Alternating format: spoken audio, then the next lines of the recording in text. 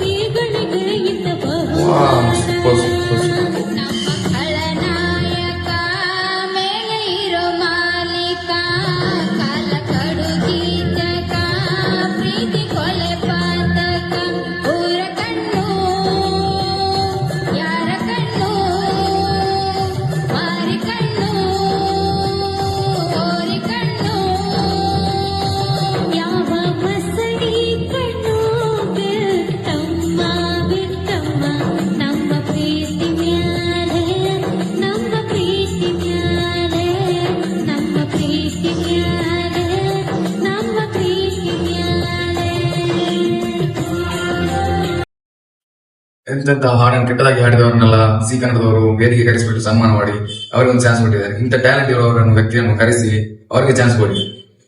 ಹೆಚ್ಚಿನ ವಿಡಿಯೋದಲ್ಲಿ ಬರ್ತಾನೆ, ಒಳ್ಳೆ ಒಳ್ಳೆ ಕಂಟೆಂಟ್ ಕೊಡ್ತಾ ಬರ್ತಾನೆ. ಫಾಲೋ ಮಾಡಿ ಇಟ್ಕೊಳ್ಳಿ. ಮುಂದಿನ ವಿಡಿಯೋದಲ್ಲಿ ಸಿಗೋಣ.